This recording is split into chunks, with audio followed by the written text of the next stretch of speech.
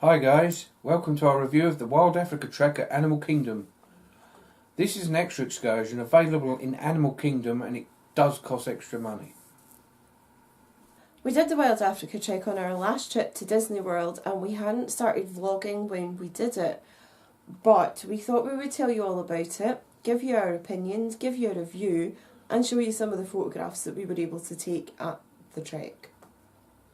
So the day that we did the trek, we got up and had our breakfast and headed into Animal Kingdom. We were due to start the trek at 11:45 and they tell you to be there half an hour early. We just managed to get there in the nick of time. We like to be running at the last minute for everything apparently. When we first got there we had to sign a disclaimer and we were given a free locker.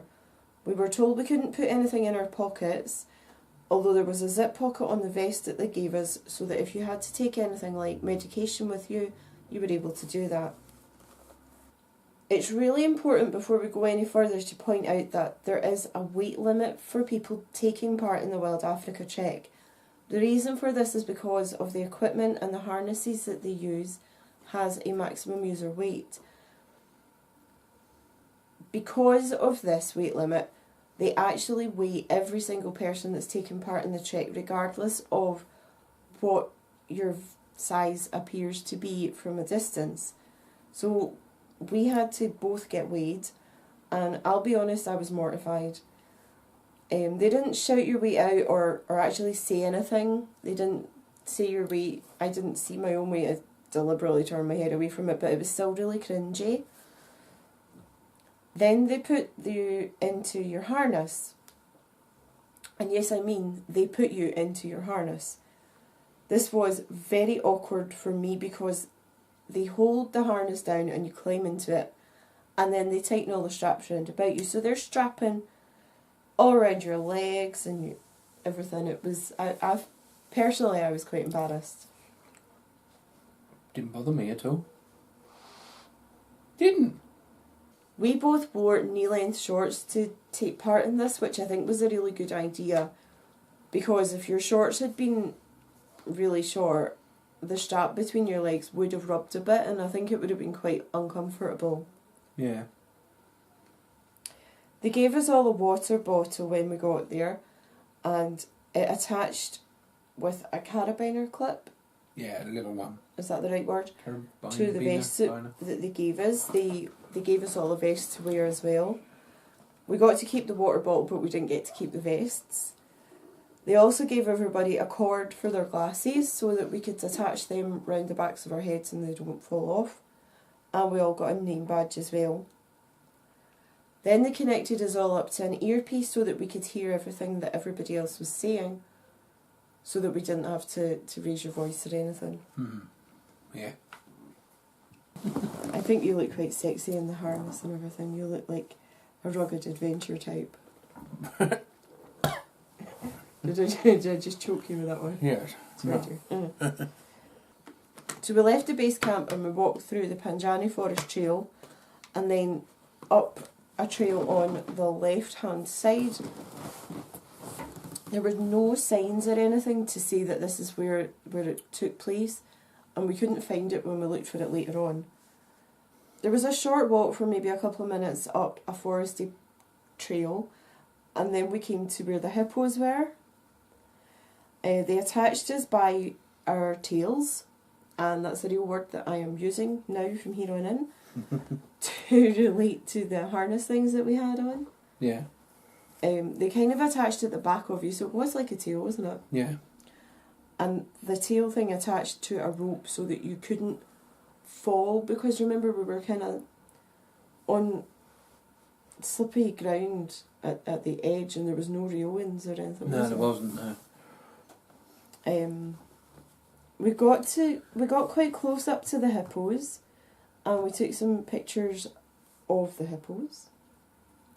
And we learned something very educational. A group of hippos is called a bloat. And as we were going through, we saw a couple of the male hippos getting fed with lettuce and watermelon. And there were some ducks swimming about them and standing on their backs as well. I loved that. I thought it was so fun. After the hippos, we got to the bit that we were kind of worried about. I think the rope bridge. There were big rope bridges that you walked across, and it took you over some more animals, such as the hippos and alligators. These were actually quite high up, weren't they? Mm-hmm. I was quite proud of you for doing it. Okay. You went across the rope bridge one at a time. Obviously your harness was attached to the rope above your head. You were the last one to go over, weren't you? I think so. Mm. As we were walking about, there were places to fill up your water bottle as you went. I don't think the water was very cold, but it was still wet enough that it was quite refreshing. We were there, it was middle of the day by the time we were actually doing it. And it was October, so I don't think it was too hot. If it had been mid-July and it had been middle of the day, it would have been really uncomfortable. Yeah. A little bit further on, we came across a truck with a driver, and when we got there, we were able to take off the vests, and they got stored away because we weren't going to be using them anymore. Getting those harnessy things off us was such a relief. They were so hot and uncomfortable by that point. Then we got onto the truck and they gave everybody a frosty towel. Yeah. That little thing in the little package. Yeah. They were like wet face cloths in a packet. They were quite handy, weren't they? Yeah. We actually saw those for sale in Magic Kingdom later on. We bought one, did we not? Yeah, I think so. Or two. So once we were on the truck, we went for a tour around the Kilimanjaro Safari Trail. Only the truck got closer to the animals than you do on the regular safari ride. We got quite close to some giraffes and zebras. And we learned some more things about the animals as we went. Then we stopped at the Boma, which was the safe place. There was a cattle grid to stop the animals from coming into the Boma, and there was a toilet here. This is where we had some lunch. We were given our lunches in safari tins, and there was lots of Jambo juice there as well. Each of the tins had an edible orchid in it, which I thought I was being quite brave trying a flower. What did that taste like? Can you remember? But lettucey. The lunch was really tasty. We both liked different bits, so we were able to sort of swap bits in each tub so we could enjoy more. Yeah.